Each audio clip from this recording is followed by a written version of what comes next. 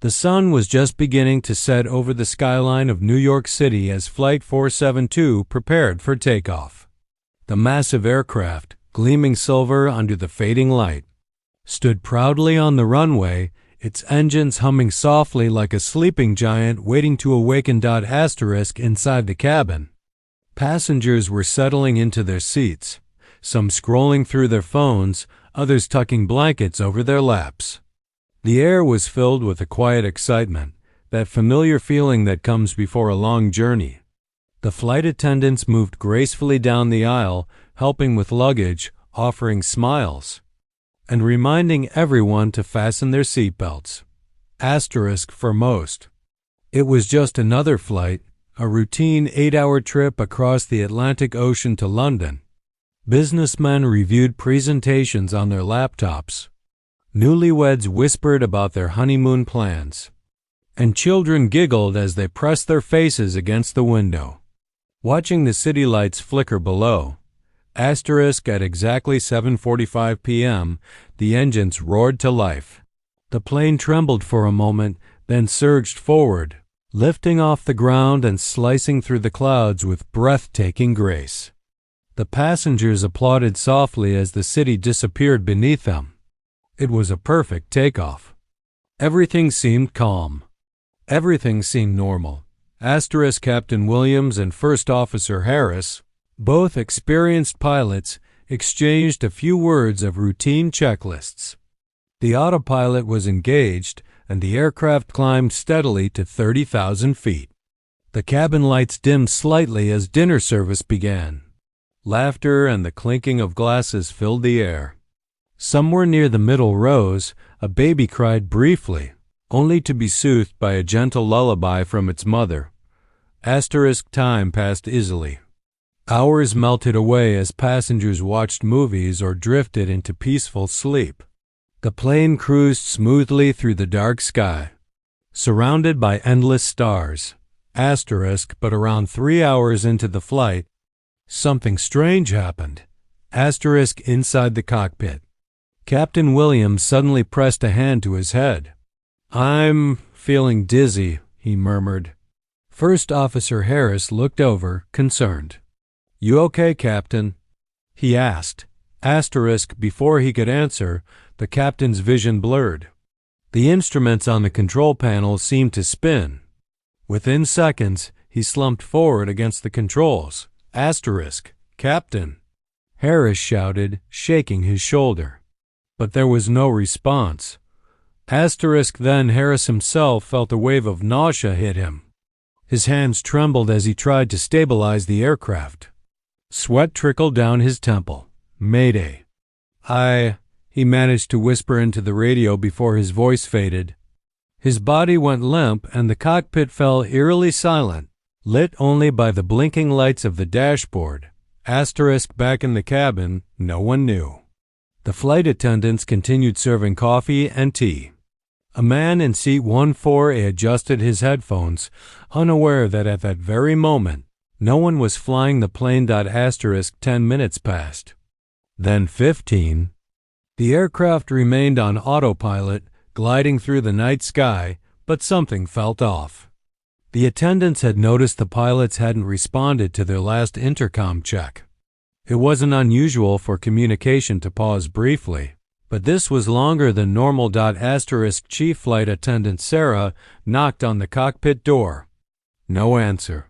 She tried again, louder. Still nothing. Her smile faded. She turned to her colleague, whispering, "They're not responding." Asterisk, they entered the emergency access code. The door clicked open. Asterisk, what she saw froze her in place. Both pilots were slumped over their seats, motionless. The control panel blinked with quiet warnings, and the steady hum of the engines was the only sound in the room. Asterisk, Sarah's breath caught in her throat. "Oh my God," she whispered. Asterisk, she grabbed the radio handset and called the cabin intercom. Her voice trembled but tried to stay calm. Asterisk greater than "Ladies and gentlemen, may I have your attention, please? This is your flight attendant speaking. We are currently experiencing a situation in the cockpit. Both our pilots are unable to continue flying. If there is anyone on board with flight experience, please come to the front immediately." The announcement echoed through the cabin like a thunderclap. Conversation stopped. Forks froze mid-air. The hum of quiet chatter turned into a wave of confusion. "What did she say?" A woman whispered. "Did she say both pilots?" A man stood up, looking around helplessly. Others gasped, clutching their armrests. Panic began to ripple through the rows like a storm over calm water. One passenger pressed the service button repeatedly.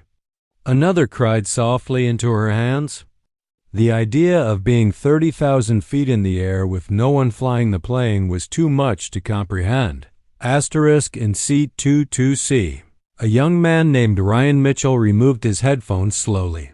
He was a software engineer flying to London for his company's annual tech conference. But unlike most passengers, Ryan had one unusual hobby: flight simulation. For years, he had spent hours practicing virtual takeoffs and landings, learning every switch and button of commercial aircraft through realistic flight software. As he heard the announcement, his heart started pounding. He looked around at the terrified faces, the mother holding her child, the elderly couple gripping hands, the attendants whispering frantically near the front. Something inside him shifted. He stood up. Greater than I think. "I can help," he said quietly to himself, before taking a deep breath and walking down the aisle toward the cockpit. The eyes of 300 passengers followed him as he disappeared behind the curtain. The plane continued its lonely journey through the night sky, a silver arrow suspended between life and disaster, and for the first time, everything depended on a single passenger. The cabin had fallen into a thick, uneasy silence. Fear hung in the air like fog. People whispered in disbelief, others prayed under their breath, and a few clutched their phones, recording shaky videos they might never post. The announcement from the flight attendant still echoed in Ryan's head. Both our pilots are unable to continue flying. If anyone has flight experience, please come to the front immediately. He had waited, hoping someone, anyone, would stand up. A retired pilot, a military officer, maybe even a student pilot, but no one did. The passengers were frozen in fear. Ryan's heart thudded in his chest. His palms were slick with sweat. His mind raced back to the hundreds of hours he'd spent on his computer at home, flying virtual planes through simulated storms and emergency landings. He knew it wasn't the same. A simulator wasn't a real cockpit, but this wasn't about confidence anymore. It was about courage. He took a deep breath and stood. "I think I can help," heads turned. The cabin crew, standing near the cockpit door, looked at him as if he had spoken a foreign language. "You can fly?" asked Sarah, the chief flight attendant, her voice trembling between hope and disbelief. Ryan hesitated for a second before answering. "Not exactly. I've never flown a real plane, but I've spent years using professional flight simulators. I know the systems. At least I understand how they work." The words hung in the air. There was no time to debate. The aircraft was still on autopilot, cruising steadily, but everyone knew it couldn't stay that way forever. Sarah's eyes searched his face. She saw fear, but also determination. She nodded sharply. "Come with me." Ryan followed her through the aisle. Passengers watched in silence as he passed. Some whispered prayers. Some clutched their hands to their mouths. To them, this stranger, a man in jeans and a hoodie, was now their only chance. As Ryan stepped into the cockpit, his breath caught. The room was smaller than he imagined, filled with hundreds of buttons, screens, and blinking lights.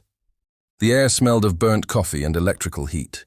Both pilots were slumped forward, oxygen masks over their faces, breathing shallowly but alive. For a moment, Ryan froze. His mind screamed, "You can't do this." But another voice, deeper and steadier, whispered back, "You have to." He slid into the captain's seat. His hands trembled as they brushed the yoke, the heavy control column that suddenly felt more powerful than anything he'd ever touched. Sarah leaned over his shoulder. "Can you get in touch with someone?" she asked. Ryan nodded quickly, scanning the panels. "Yes, I just need the frequency for air traffic control." He reached for the radio and pressed the transmit button. His voice shook as he spoke. "Mayday, mayday, mayday. This is Flight 472. Both pilots are unconscious. I'm a passenger trying to maintain control of the aircraft. I need immediate assistance." There was a crackle of static, then silence. Ryan's pulse pounded in his ears. He tried again. "Mayday. This is passenger Ryan Mitchell on Flight 472 from New York to London. Pilots incapacitated. Requesting emergency guidance." This time, a calm British voice came through the speakers. "Flight 472, we read you. This is London Control. Who is currently at the controls?" Ryan swallowed hard. "My name is Ryan Mitchell. I'm a passenger, not a pilot. I'm familiar with flight simulators, but I've never flown a real aircraft before." There was a pause on the other end.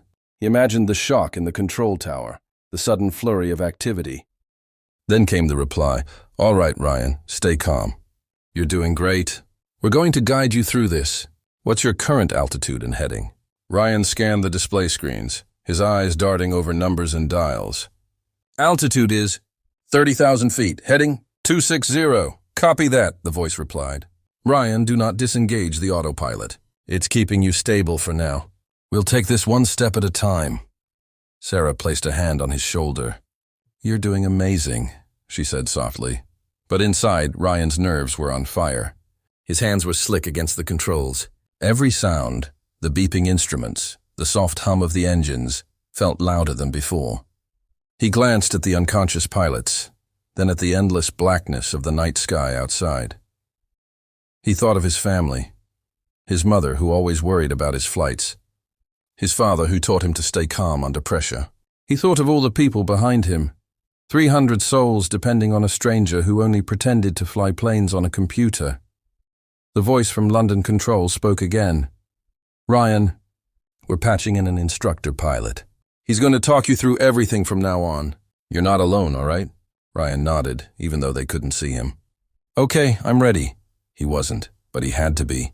The instructor's voice came through next, calm, steady, reassuring.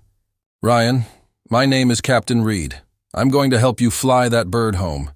First thing, I need you to take a deep breath." Ryan inhaled slowly, forcing his heartbeat to slow. "Good," the instructor continued. "Now look to your left. You'll see the autopilot panel. Confirm it's still engaged." "Autopilot engaged," Ryan replied. "Perfect. That means you're safe for now. You've bought yourself time. Remember, you're not landing yet. You're surviving the next 5 minutes. That's how we do this, one step at a time." Ryan nodded again, gripping the yoke. The shaking in his hands began to ease just slightly. Outside the cockpit window, lightning flashed in the distance, a reminder that even above the clouds, danger was never far away. He glanced over his shoulder toward the cabin.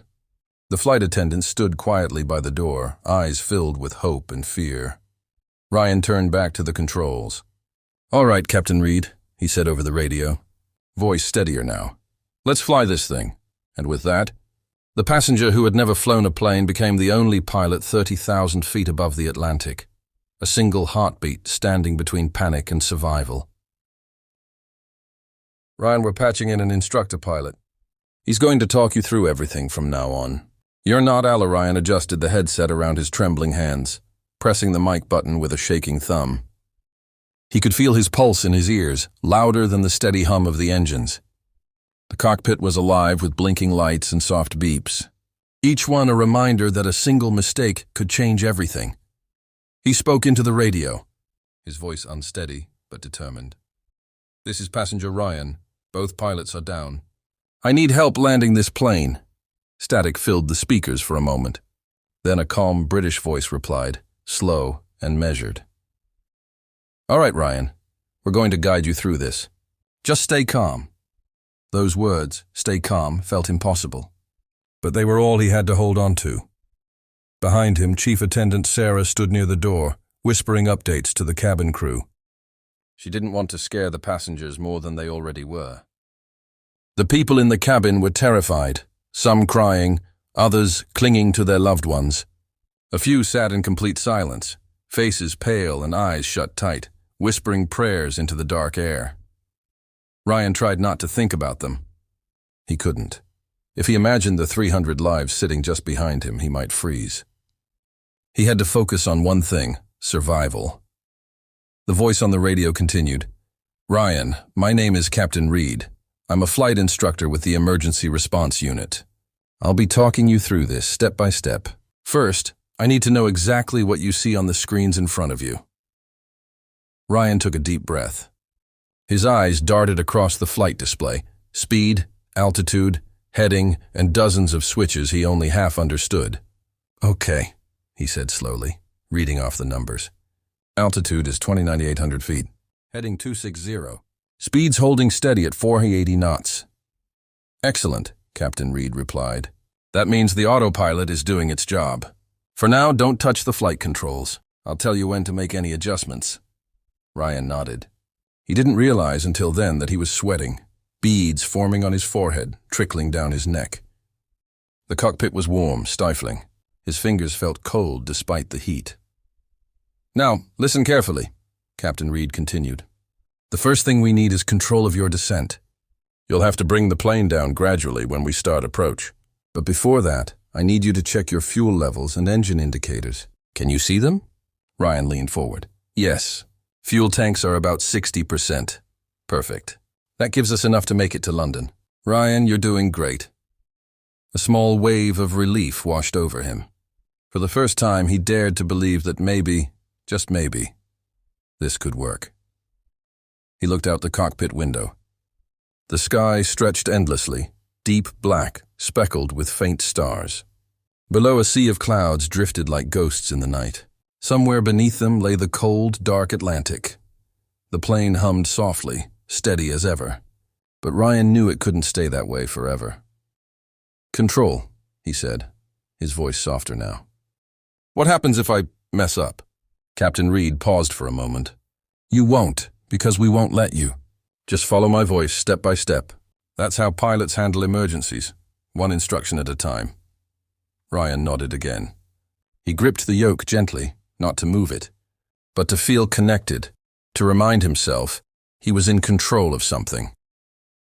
Minutes turned into an hour. The team on the ground guided him through small adjustments, lowering the throttle slightly, switching navigation frequencies, keeping altitude steady as they redirected the flight path toward Heathrow Airport. Each command felt monumental, every switch, every dial, every decision. The cabin crew checked on him periodically. They brought him water, whispered words of encouragement, and relayed messages from terrified passengers. Some wanted to thank him, others were simply praying for him. At one point, Sarah's voice broke through the silence. "Ryan," she said softly, "the passengers. They want to know if we're going to be okay." Ryan looked at her, eyes red with exhaustion. Then he smiled, not because he was sure, but because he had to be. "Tell them, we're going home." Sarah nodded, tears forming in her eyes before stepping back to calm the others. In the cockpit, the soft British voice kept talking, grounding Ryan's fear with instructions. "All right, Ryan, we're starting descent soon. I want you to disengage altitude hold and set the new altitude to 15,000 feet. Do it gently." Ryan reached for the knob, his fingers trembling, and turned it slowly. The plane responded with a soft jolt as it began to lower. "Beautiful," Reed said. "That's perfect. Now adjust your speed to 300 knots. You're doing it, Ryan. You're really flying that jet." Ryan stared ahead, eyes wide. The horizon began to tilt slightly as the aircraft descended through layers of glowing cloud. Lightning flickered in the distance, faint, but close enough to make his heart race. "Control, there's lightning ahead," he reported, voice rising. "We see it," Reed replied calmly. "Stay on heading. The storm is to your left. You'll pass it safely. Keep your eyes on the instruments, not the window." Ryan forced himself to obey. He fixed his gaze on the glowing numbers, on the rhythm of Reed's voice. Every word from the ground was an anchor holding him steady. Down below, the passengers felt the descent, the gentle dip that told them something was happening. Murmurs spread.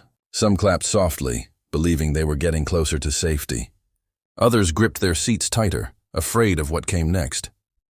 In the cockpit, Ryan exhaled slowly. His arms ached. His throat was dry.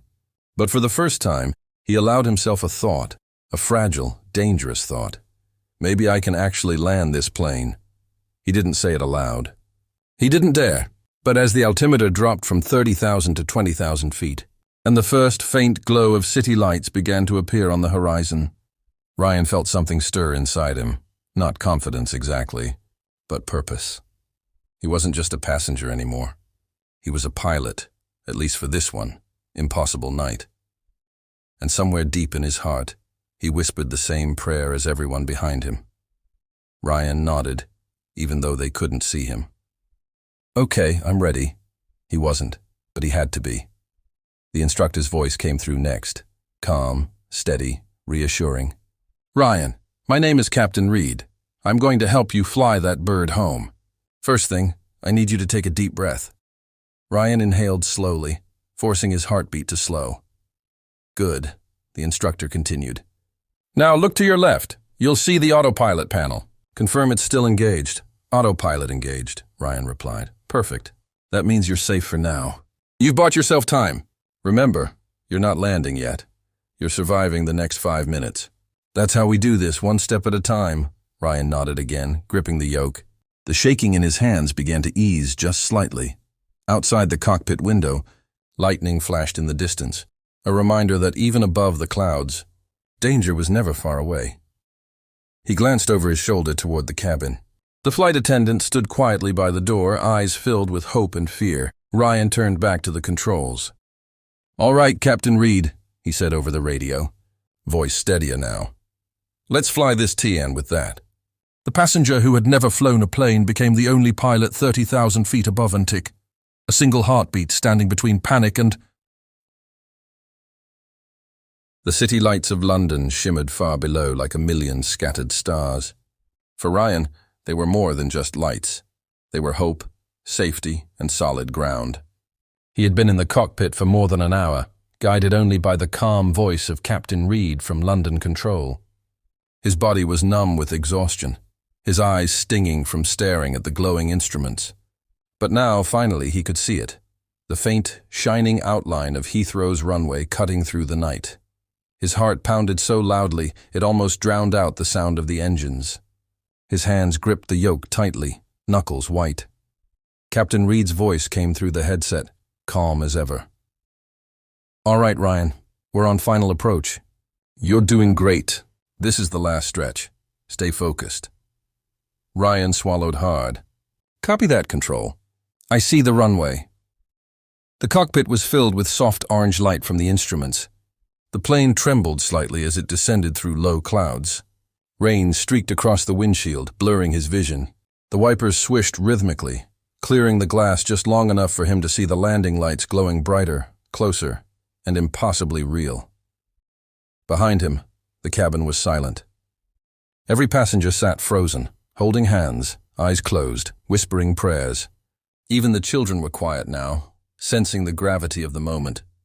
The flight attendant stood near the front, braced for impact, watching Ryan, a passenger turned pilot, steering a 200-ton aircraft toward the ground.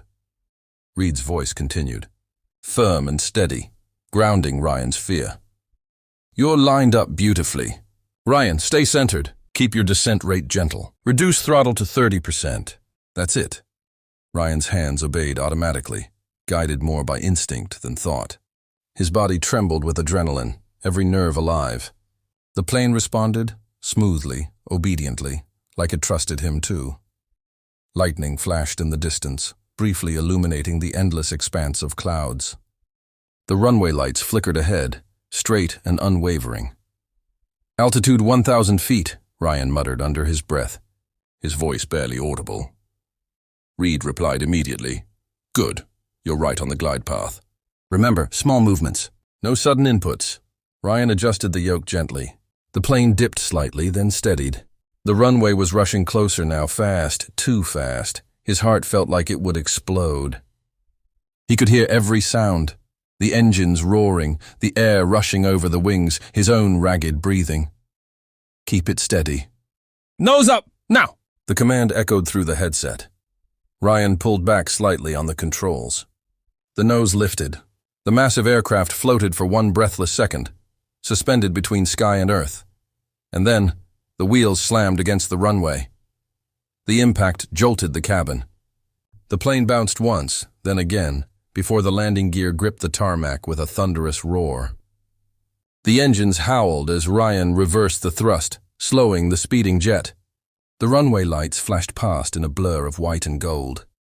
For several seconds, no one spoke. The plane rumbled, brakes screeching, until finally, mercifully, it slowed to a crawl.